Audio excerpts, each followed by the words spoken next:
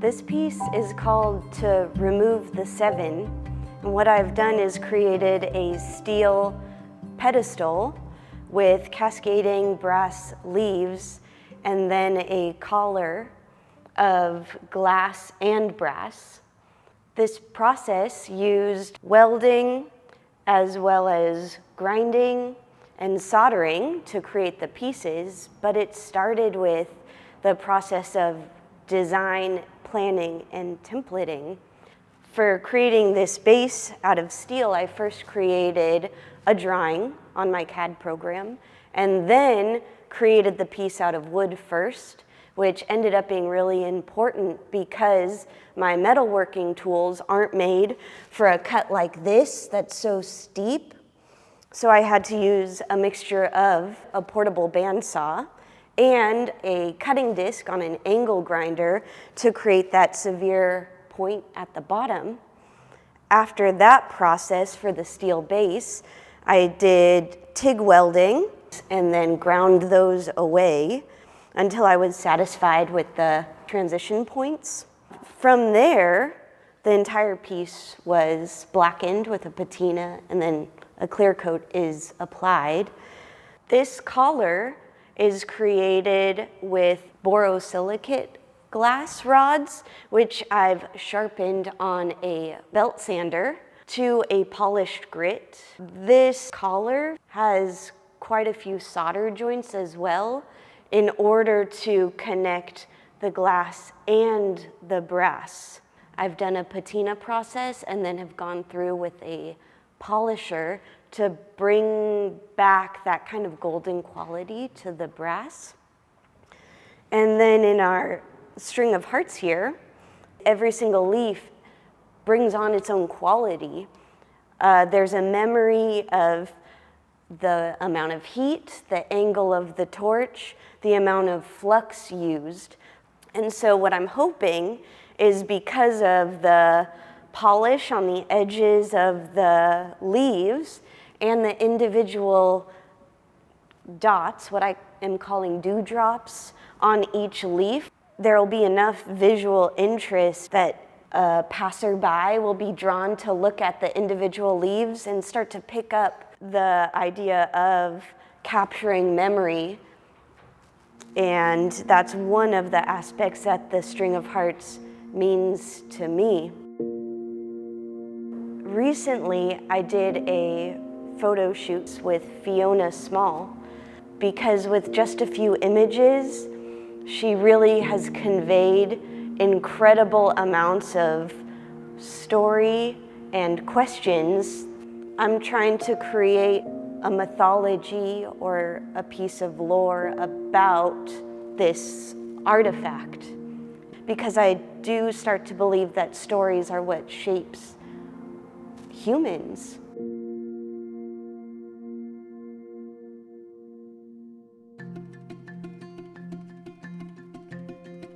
I've been doing rustic wood furniture for 25 years. And over that time period, I've been collecting different wood. And some of the pieces in this furniture have actually been collecting since that time. As of late, in the past 5 or 10 years, more so making furniture that has more whimsical qualities to it and has wood with a lot more character. And so I picked out all the pieces that I had that had the twists and bends and curves that I wanted to create something that is a throne. So this throne, Gandalf's throne, is a little bit taller than most chairs. It's a very heavy chair, it's very sturdy. But what I was really after was something that's going to stimulate the imagination. And so I have 11 different species of wood in this chair, and they each have a story to tell. The seat is black walnut, and it comes from a supplier down in Southern Oregon. The armrest and the arch in the back are madrone from the island here. And they have a natural fungus that's caused the dark blistering that you see on the wood. This leg right here comes from Southern California. I'm not sure the name of it. I thought it might be Melaleuca, but I'm not certain. And this is a Douglas fir root. You can see the indentations in the wood that were caused by the rocks that it had to grow through and around. In the center, in the back supports, I have contorted filbert and curly willow, also from the island. And in the back, I've got my pipe made from ocean spray for the stem, and the bowl is made out of apricot wood, which I left the bark on. Because it is Middle Earth after all. I don't carve or shape any of this wood. This is natural, and I picked it for not only the shape, but its dimensions, so it'll play well with the other pieces. So I hand peel all of this with a draw knife, and then I sand everything. Then I join it with either mortise and tenon joinery, which is what most of this is, but in certain cases I want to have the wood look like it's fusing together. Because they're so disparate, I want them to look like they actually grew together. And so I use what's called a saddle joint. And that's what you can see up on the top on that arch. And over here for the armrests as well. So that's it. I finish it off with a tongue oil, which I rub in. And it's very, very satiny and very invites the touch. And I hope that someone enjoys this in their home. Thank you.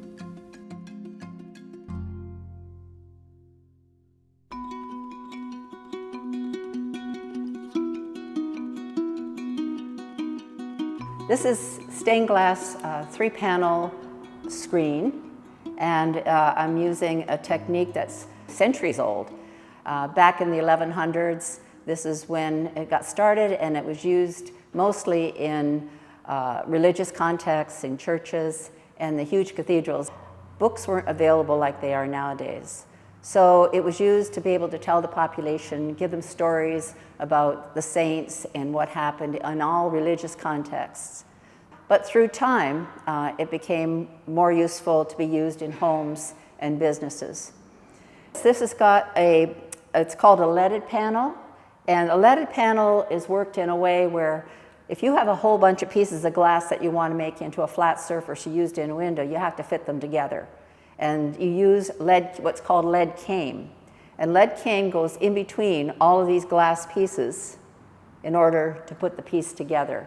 And you can use different sizes of lead, which gives a lot of interest to the pieces as well.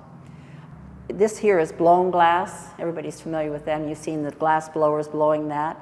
Well, they blow pieces of glass, which I use in a lot of my pieces, where they make the cylinders, and then what they do is they flatten them so that I can actually use them in a stained glass piece. It's a really interesting process to watch. I've also used the technique of using sandblasting. And sandblasting is what can make all these, they carve into the glass to make all of these really little patterns to, again, add a lot of interest to the glass. Sandblasting is in here as well. If you can see, if you look close up in here, these are all just techniques that I've learned over the years.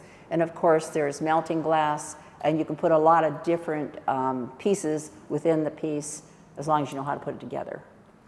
Light changes during the day, so if you have a piece hanging in a window and it's morning, you're going to get a whole different effect than you would if it was later in the afternoon or in the evening. So it's a kinetic art. It's just a magical art. So that's why I do this. I love the magic that happens. So anyway, hope you enjoy the piece, and thank you.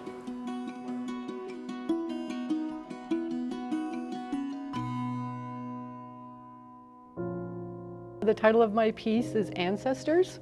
It's made using wet felting, needle felting, knitting, crocheting, hand sewing, and embroidery. The backing fabric is made using the wet felting process, which involves taking pieces of wool and arranging them in layers, and then agitating the fibers using your hands and warm soapy water until they bind together into one solid piece of fabric. The three-dimensional pieces and some of the two-dimensional were created using needle felting, which involves taking the same pieces of wool, but this time you're binding and shaping the fibers using a barbed needle. And I really wanted to use both these techniques in this piece because the central theme of it is interconnectedness. There's the family tree, bridging generations, the world tree, bridging realms. In the center, you'll see a spawning salmon that We also have the gravelly reds with eggs as the salmon is completing its life cycle to come to rest on the forest floor, where its remains will nourish the plants, the mycelium, the trees, which in turn will shade and protect the next generation of salmon. So I love this beautiful cycle of reciprocity in nature. I was also inspired by two tales from Celtic folklore. There's, from the Irish culture, the Salmon of Knowledge story, where it speaks of the rivers all being goddesses, and they all sprang from sacred wells. And there was one sacred well surrounded by 9 hazel trees. And as the salmon ate the hazelnuts that dropped into the well, it took in all the knowledge of the world. There's also a tale from Welsh culture of some of Arthur's men going on a quest, and they needed the guidance of the oldest animal. So they sought out the blackbird, the stag, the owl, the eagle, who eventually referred them to the salmon, the oldest and wisest animal of all, who helped them complete their quest. And I love how both these stories speak to the deep wisdom that's embodied in nature and our other than human kin, and how we need to turn to the natural world sometimes for insight and guidance. There are also some stones here that are carved with Ogham symbols.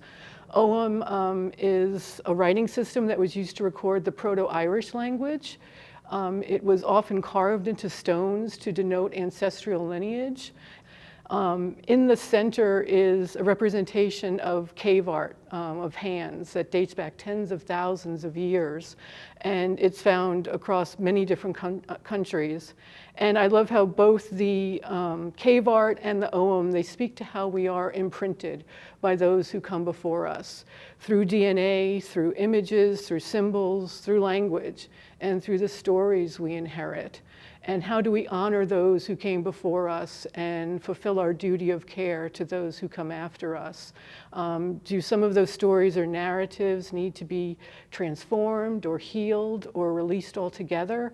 And are there some threads that have been lost along the way or forgotten that need to be remembered and woven back into our stories? As we're all ancestors in the making, what stories are we creating right now with our lives as individuals, as a society, and as a species that will be imprinting and impacting those who come after us?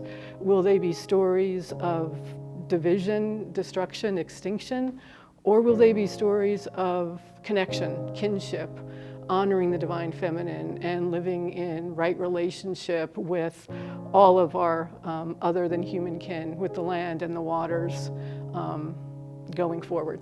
That's what I'm hoping for.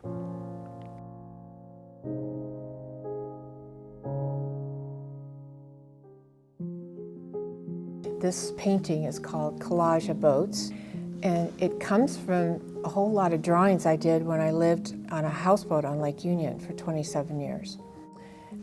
So this is the boat there you see on the left, and that there's a sketch of that. And by itself it's kind of interesting, but what I like to do is combine it with other drawings. And so I got this here, and then you see I've put that up there, and the smokestack is kind of over here, and put those together. And again, I think it makes a more interesting painting to put them all together. And here's another example where I actually used some of the structure from the upper part there. And I just took other elements of this and stuck it in there. And I think that's really fun to do. There's some of this in there too. So your eye usually enters a painting from the left lower corner. Obviously this big boat is causing your attention to go there. Then you get linear lines, which I made by going up here, and it goes up and you're caught in here, and this vertical line, horizontal line, goes back, comes to here, and drops you back down to the boat again. I like boats because they're linear and they're bold and they make wonderful shapes, and they have a duty. They're not just frivolous boats. They're out there working out in the sound and the lake and hauling things and have cranes on them, and they're very bold, and I enjoy painting them.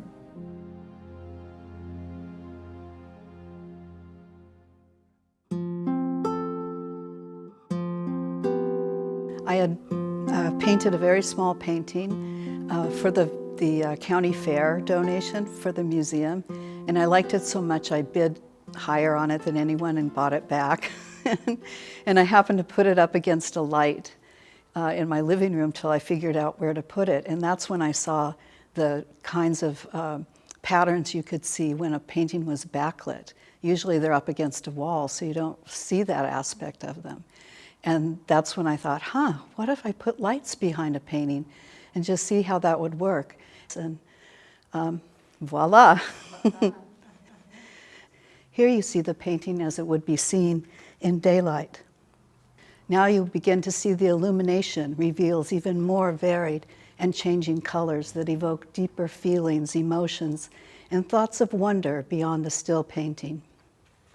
The illumination is provided by a set of LED lights that are attached to a backboard.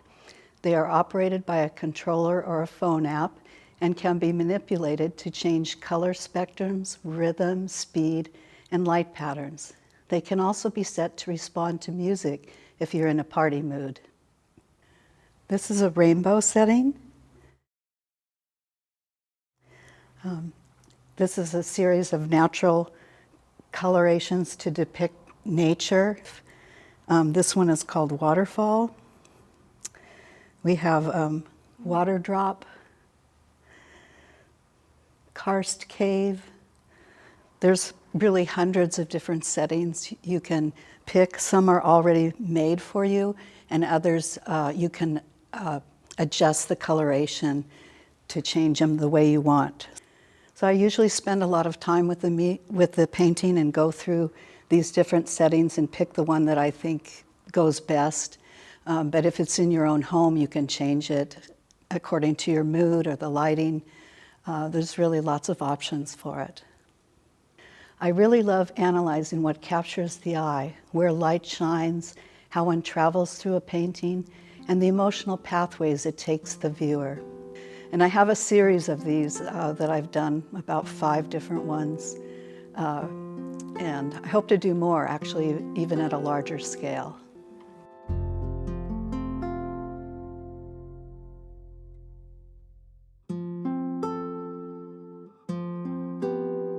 Since antiquity, human beings have experienced time moving forward, never back. Trying to understand the nature of time has been one of our longest projects. Learning how to measure time has been one of our greatest achievements. The great monument from Wiltshire, England, Stonehenge, is aligned with the summer and winter solstices, the longest and shortest days of the year. Disconnecting time from the sun and the seasons started with the ancient Chinese and Sumerians, who independently came up with a system of unequal hours, 12 for the night, 12 for the day, that got longer and shorter depending on the season of the year. So for example, at the summer solstice, an hour could be 3 times longer, depending on the latitude, than that same hour at the winter solstice.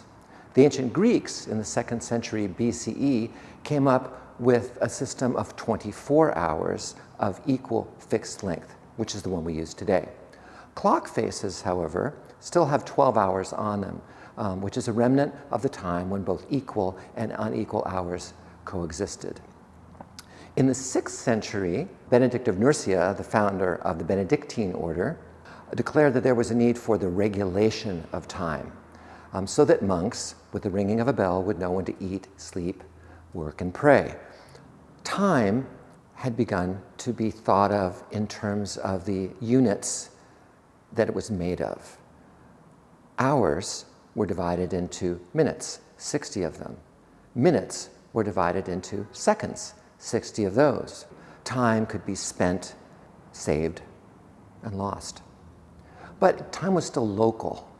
In the 1800s, the United States alone had 300 local times. But on November 18th, 1883, for the convenience of railroads, at noon, these were reduced to 4, the time zones that we now know today in the continental United States. Newspapers predicted a disturbance of business, a disaster, something. Nothing happened. And this is astronomical. You can see here it has all of the different signs of the zodiac. It has the months. It has the days. It has more than 12 hours going around the faces. So this is one that combines equal and unequal hours. This is the famous public clock in Prague. This one is from Hungary. This is an astrolabe, an Islamic astrolabe that you use to determine time and place depending on your latitude, the Bulletin of Atomic Scientists. This is H5, which is the famous chronometer created by John Harrison that enabled us to figure out where we were longitudinally. The longitude question it answered, Bulletin of Atomic Scientists. That's Big Ben down there. This is a stopwatch, Chinese and Japanese clock. This is a big public clock in Guangzhou, China, and this is a Cyrillic clock to incorporate that whole part of the world, Bulgaria, Russia, Ukraine. In 1993, the American computer scientist Danny Ellis asked the question, are we being good ancestors? He proposed the clock of the long now. This was to be an enormous stone clock that would keep time for 10,000 years. This complicated device is now being installed in a 200-foot deep shaft carved out of solid Texas rock. Whether our civilization lasts for 10,000 years, the clock of the long now will endure. This is my painting, A Matter of Time. It's the first illustration of the first chapter of my book, This Changes Everything, The Promise and Problem of Inventions, which will be published by Knopf in 2027.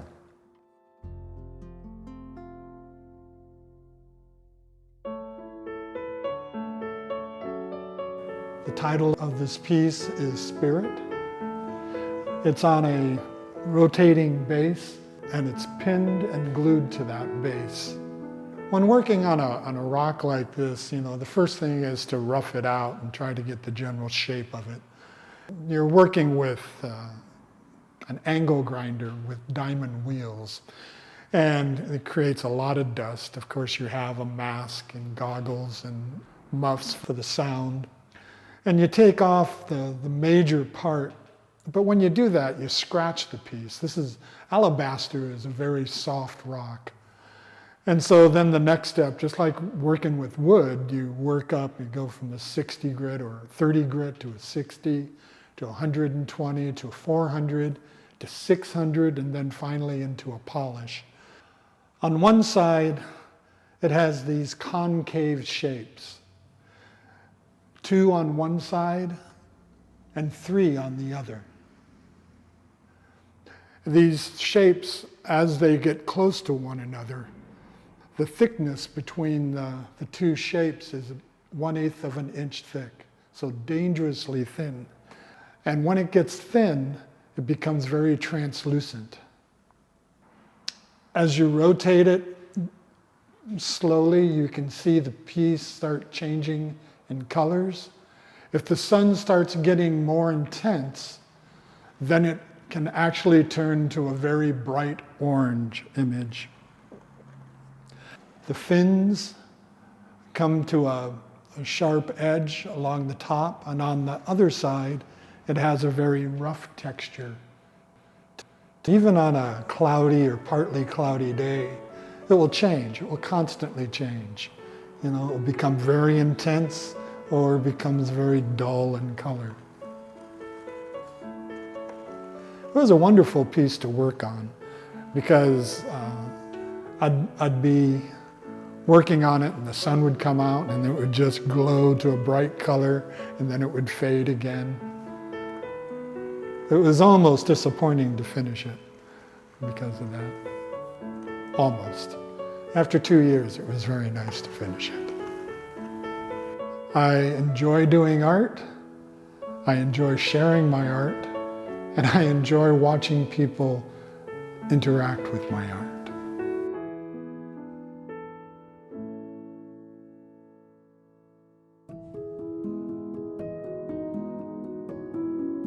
Bowen Island is one of the Gulf Islands that I've been studying and using as a narrative. And it's part of a series that has intrigued me ever since I moved to the San Juan Islands, because looking at the water, wondering where one could go, it's a story I have in my mind, and then I put it on paper. It's composed of maps and paper that I put the work on, adhere it to with archival glues, and I tear it too. In this piece, you can see the torn paper, and what happens when you have that element is then you expose the paper beneath the maps, and that to me adds more drama and possibilities to the piece. So that's one of the reasons I really like and have always loved working with cut papers and collage work. When you see this piece, you'll see a lot of other elements, colored pencils and various watercolors and other ways of bringing up the drama. And you know, people love maps. I didn't realize there was so much love for these old maps. I think I've hit a nerve there, because this is a subject matter that people think about when they're looking at where they are, where they want to go. So that's been really intriguing for me to see the reaction and the love for journeys. And as an artist, what you do when you have a subject matter that you love, you keep pushing the boundaries of that work and seeing where it will go and where it will take you. So that's another journey.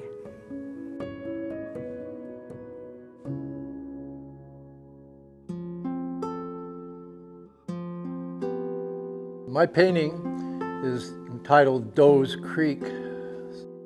This is Westcott Bay, and so that's the oyster farm out there in front of us. I walk by it all the time on my afternoon hikes. My neighbor was surprised that anybody ever stopped there to paint or to take a look at it, because of course they always thought it was a great view. It's out in front of their home. It took me a few outings to get it done. I liked the harmony of the trees. I always was up against the super realist painters who I studied under, Bechtel and McLean. They were on the cover of all the magazines. Their artwork was photorealistic. So I'm not there, I'm representational. The feeling in my paintings gets that verve from being there. It's a subtle painting. It takes a while. You can compose with your own eyes. And that's about it for this painting.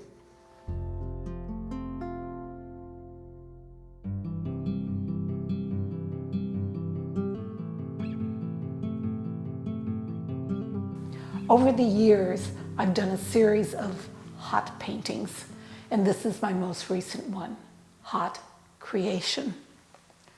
Many things begin with a single spark: life, creation, anger, fire, romance, and love. Sparks can trigger memories, creativity, bring an engine to life, or light a campfire. Some people have sparks of genius. Sparks can be the result of a piece of flint on a steel, or if you believe the cartoons, they can come from vigorously rubbing two sticks together. Sparks happen in the dark, and then as they grow, there's movement. And you can see that a little bit as the painting transitions from a dark area into some lighter areas.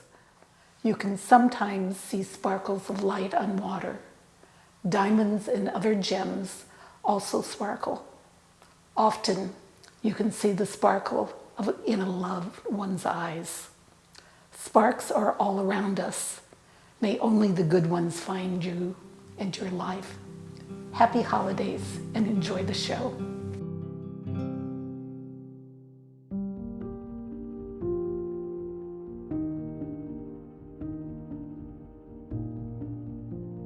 This rock I noticed on a riverbank and was really impressed by its black and red mixture of rock. So I brought it home.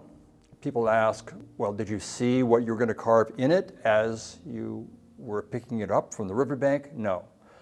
Sometimes I do, but this time it sat outside my studio for 3 years, and then I brought it in and it sat on a table for 2 years, and I would turn it over and twist it around and put it upside down and roundabout, trying to see whether there was room for a particular form. I would draw chalk lines on it, and sometimes there would be room for one form on one side, but then not enough room on the other side.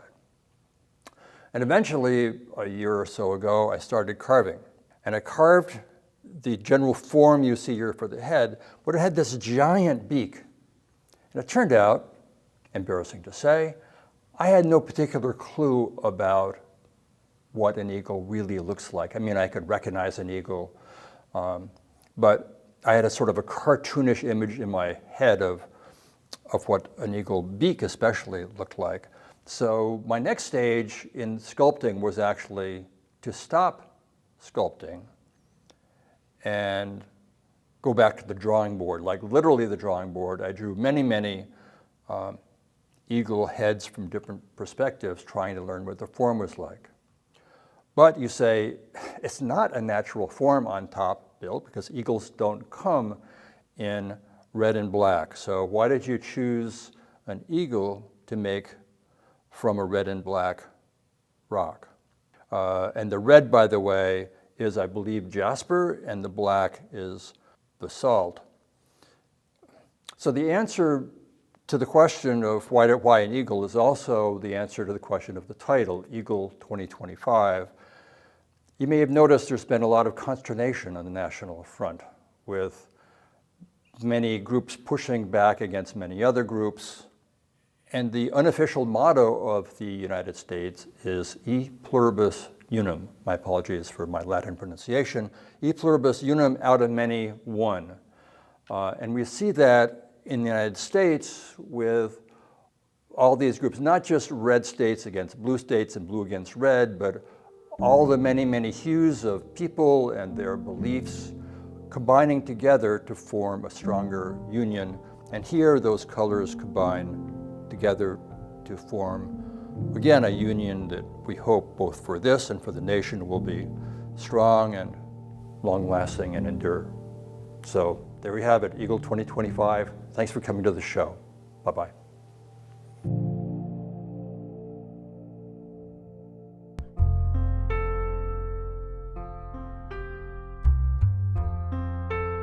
I'm so lucky to have been able to go along the beaches of the San Juan Islands for many years now, and just to explore and investigate and see what's on the beach. And because we live in a tidal zone, a lot of things show up, especially at low tide, including eelgrass, beautiful grass, really important for habitat. The kelp washes up on the beach all the time, and you get to kind of investigate it at its different seasons. This is a Turkish towel, and it's one of those seaweeds that will pop up at low tide and disappear at high tide.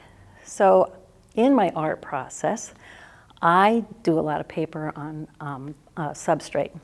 I do a lot of painting of the paper, printing of the paper, different things to create the papers that I want to do. And I cut them because I like the hard edge. So the combination of that is how I really create most of my work. But a year ago, I found a process called jelly plate printing. And you can use thin papers and you can apply paint that blends very well. You can put texture on the paper, you can make transparencies of the paper, you can put images and all kinds of things. These papers were all blended, somewhat large, but then put together for the background. But I could create the sandy beach and then watch the sea kind of lighten up as it goes to the top. The eelgrass was made with somewhat transparent papers of the color that they are from in the sea. And again, they could be clean-edged because they're crisp-edged grasses. But I was really taken by the fact that I could do a Turkish towel, which is kind of nubbly when it's in the water. And I loved that when I put them together, I created a scene that was peaceful and that the water is moving the eelgrass slowly in the background. And this little Turkish towel is sitting by himself in a solitude of sea, which is the name of the painting.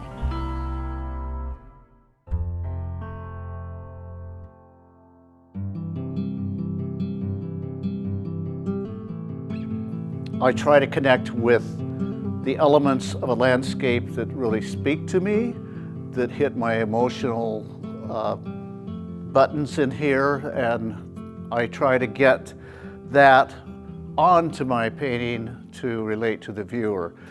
This piece that I have in the show is one that I really enjoy doing because, of course, there's fog and mist and sunlight all mixed into the distance behind where I'm working and illuminating these boats on the beach, and that always catches my eye when something like that happens. So I set up my easel right in front of it and I start working.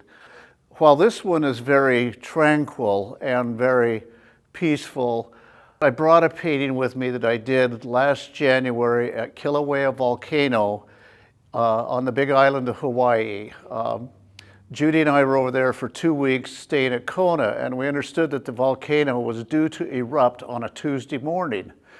I've never had an experience like this in my entire life as an artist. I'm walking out, the ground is shaking, the volcano's erupting.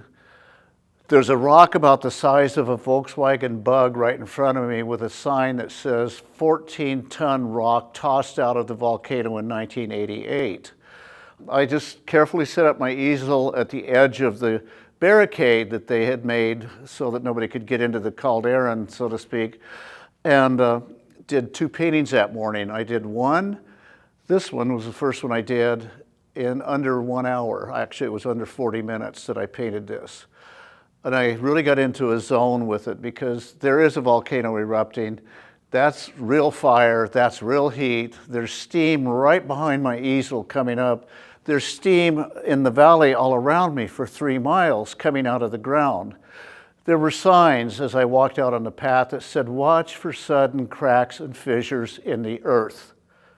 When I finished this second painting, this little girl showed up at the volcano. And she had a black and white Polaroid camera. She was with her mother. And she said, "Can I take a picture of your picture?" I said, "Of course you can." So while she did, I photographed her, not even really thinking about her red hair and the relation to the volcano and my painting. But you can see it in this photo, all 3. There's almost the exact same shade of red. So at first I named her Little Red, and then when we drove back towards Kona, I said, I think she was the daughter of Pele. She showed up at exactly the right moment, exactly when I finished my painting to do this. In fact, she took a picture of me with her black and white Polaroid, terrible quality, but there we are. There's the painting that she photographed, and there I am taking my picture of her. So it was just one of those, magical moments, because when she finished and handed me the photo, she looked like Lois Lane on Superman handing a photo over to me. She said, "Here you go," and the volcano stopped. It just stopped. So I hope you enjoyed the little sidebar, because here's 2 completely different paintings. One dealing in nothing but tranquility and distant fog and mist and atmosphere. Another one dealing with atmosphere, but in a very violent way, and but also very colorful.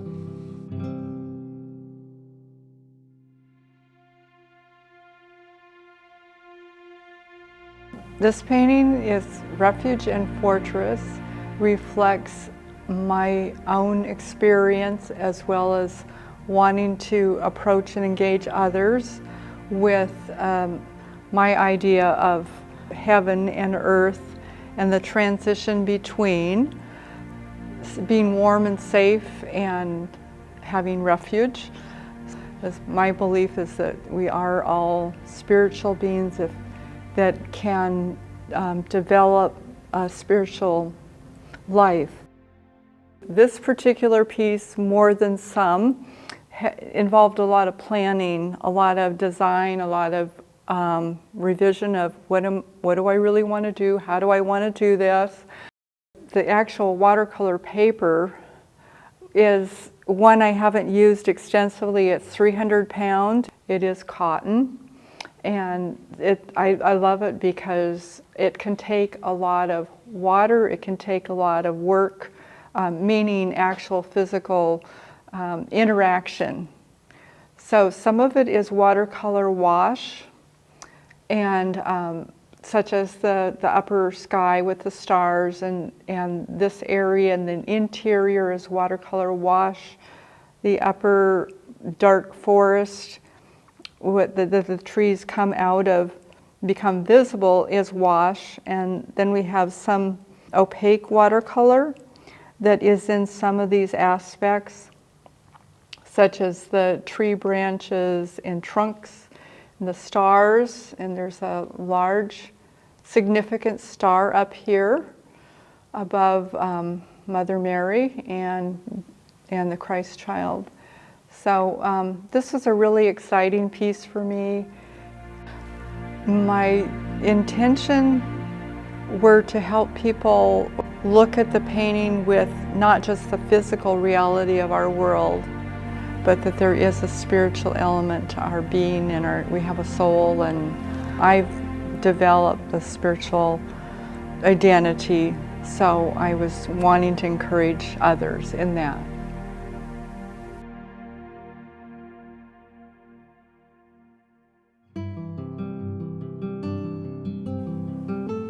The model is the most important part of it because they bring gesture or the emotion to the figure drawing. Gesture first, then composition. I use a tool, a viewfinder, to split things up into some quadrants. And so it enables me to put the figure on the page without having too much stuff run off the edge.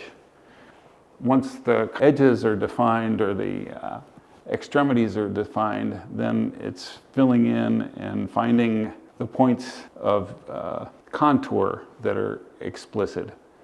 There's usually a chance for some artistic flair, injecting some of my personal ideas of Hydra head.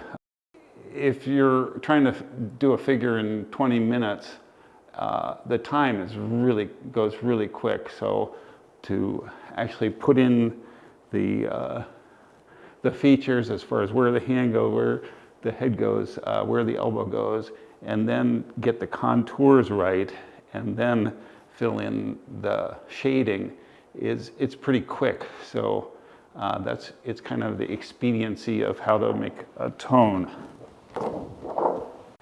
Hatching. That's something I've been fascinated with since a very young person. And with hatching that follows the contours, it's taken on another aspect, which is actually shading. The problem with doing very fast cross-hatching is that if you don't make a distinct line, it just becomes a scribble. And so for whatever reason, for me, I'm more attracted to actual series of lines that are parallel than scribbles. And there's so much more to learn. And I want to put a plug in for the figure drawing sessions here on San Juan Island at Alchemy every other week on Wednesdays. And then the Lopez Artists Guild has figure drawing sessions at the Woodman Hall. And so go out and draw.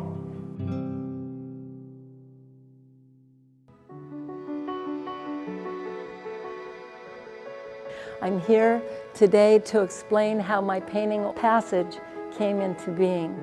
It's a direct descendant of a plein air alla prima piece that I did 2 months earlier. I began with a swath of color, as I usually do, because it's emotive in introducing what the ideas are going to be in the painting. And then along comes form articulating weight and space and physicality. In this early piece, the atmosphere was changing moment by moment because the light is changing moment by moment. And I'm trying to capture as much detail about the light as I can in a plein air painting. So here I have captured birds that show up randomly here and there, the passing of the clouds, the tall grasses that get eliminated later, not in my doing, but in this vital force that takes over. I'm just holding the brush, it's in control. And the grasses have been eliminated, and there's something more powerful and essential happening that is expressed here that takes my breath away. I'm in awe when I finish. I've never painted a painting where I haven't changed a brushstroke before, but there's this sense of completion with this painting.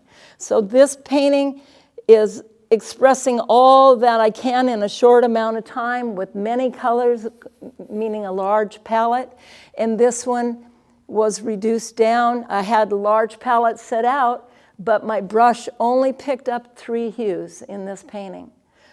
I watched as the painting was put down in strong, confident strokes. Not one brush mark was changed. This is unusual. It just, something strong and unexplainable caught me. And my brush moved, and I watched as this myriad of details that were in this painting before me alongside was reduced to just the bare essentials.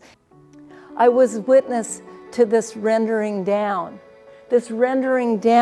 from the message of immediacy and movement to message of stillness and the passage of time. I was attentive, alive to beauty. I painted until I heard myself again say the words, "It's done," and passage was born.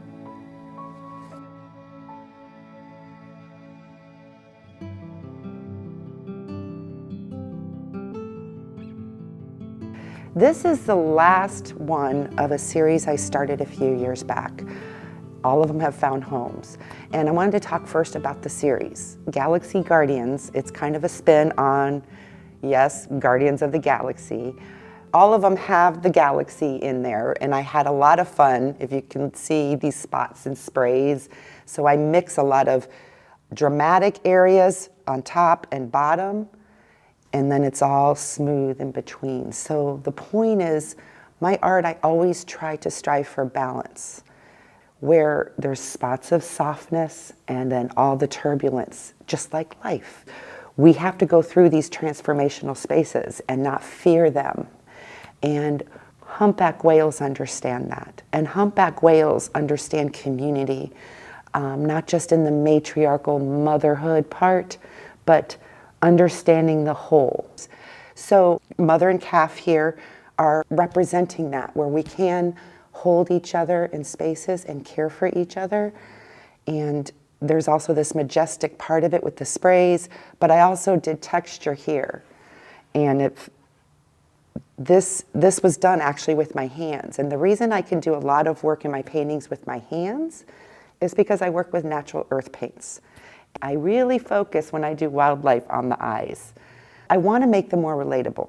So we can make space to feel them on a sensory level and identification. So this calf has got just a bright, happy eye, ready to start the world. So I really spend a lot of time on my work in details, and the same with the mother. Very gentle, calming, approachable. And my hope is my work does help people feel that. It's very personal. The relationship here is I did dot so they're in harmony, where their highlights are and the brightness of their eyes, and the calf is reflecting the shape of mom's eye. That's pretty much it. I just wanted to share with you my piece, and hopefully folks will come to this beautiful exhibit of local artists. It is incredible, the talent that's on these islands. Thank you.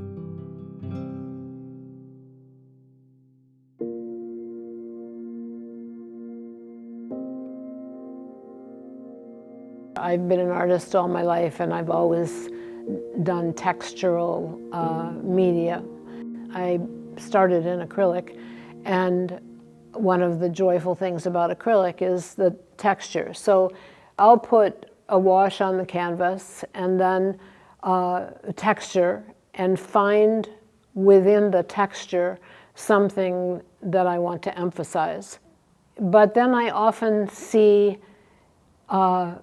women or figures, not always women, but mostly women. And so I'll find a space in that canvas where I can fit a figure, and I'll fit the figure in there in a way that I hope integrates it to the texture. The process is more immediate for me than intellectually thinking out something that I want to paint. I'm not image inspired, I guess, as much as I am interested in taking my process and then discovering something in that. The whole floral textural aspect of this is acrylic, but when I started working on Melody, she's all oil, as is her dress and her arms. And where there is acrylic that is over the top of her, those runs were done with oil. So it's kind of a balance of working those two materials together in such a way that they look fully integrated. I believe that art is a conversation between the artist and the viewer. But this is the conversation. It isn't what I say or what a viewer says to me. I try not to inject my ideas into that. I try to just let my philosophy be the conversation between the paint and the brush and the viewer as they look at the piece. This is probably my favorite painting of all the paintings I've ever done. And where I normally don't hang on to them, I have hung on to her. So yeah, I quite like it.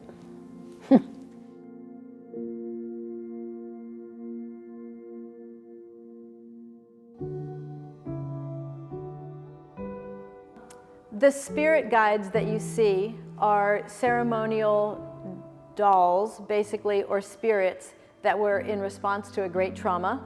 And they represent earth, water, fire, and air.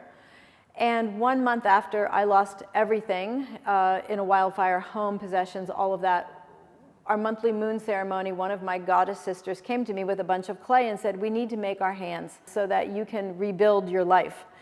So first the hands were made out of clay, then the heads, and then the internal bodies, which are these big weighted sandbag bodies. The greenish one is earth, and she has a lot of mineral aspects, a lot of botanical aspects, everything that reflects from the soil through everything living and growing up into its rebirth and reproduction, which are these seed pods. The giant rare seed pod is from a rare tree in Hawaii. There is a steer horn in there. There's another couple of rare pods from seeds. There's bird feathers, there's leaves represented, there's moss. The different beads represent some of the minerals in the earth that are so important. Magnesium, iron, copper. Water is my opposite spirit. I'm fire, water's my balance. So she's full of seashells and crystals and beads that were born from water pressure and silver and abalone shell. And she is every element of hydrogen and oxygen combined together. She is the most elemental of them. She's ethereal, but she represents all of that water is. And if it wasn't for water, there would be no anything. And her spirit is very bright and light. Fire is the oldest, and she has the golden spear of light, the great flame of fire, and on that flame of fire is burned coals. And she has the great feather, which moves the wind, which builds the fire. She has the sweet grass for cleansing. She has a rare pod that's used in psychedelic ceremony. She has leather and coral, and all of her colors are represented by all of the things in fire. She also has magic in her bag. There's magic things in there, which I can't open. And the last one is air. Earth, water, fire, and air, but air is also spirit. And it's hard to make something look like it floats and looks like it's light, but when I saw this first swirly tan fabric in the very bottom, what I realized was it was all of the invisible swirls of air that we see all the time. And again, I tried to choose pieces of fabric out of that box that represented different things. She's very light. She's full of heart. She's full of the brightness of all things, and she's the most mysterious, and she's the youngest. Sometimes there's one element that within our goddess circle of moon sisters that we all need to work on within ourselves. It might be a personality trait or an attribute or just a general feeling in the world, like peace. So usually the things that change are how they're ornamented.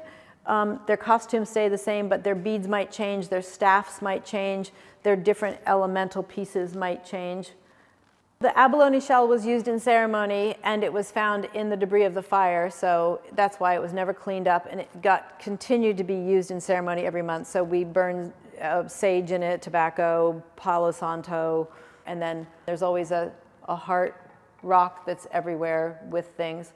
And this is the portal, because all spirit and all energy goes through the natural world, or this reality which we think we live in, and then whatever the other reality of is spirit in, whether it's in dream time or lucid dreaming or in the elements itself. And this is just a representation of the magic portal that we go through, we go back and forth through all the time.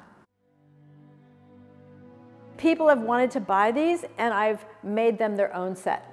And I don't know if it's time for them to be let go or not, but I've actually made either spirit dolls for people, one, or a set of elements for them, from having seen these or been in ceremony with them, which was never intended. This is kind of like the star seed. This is where everything comes from.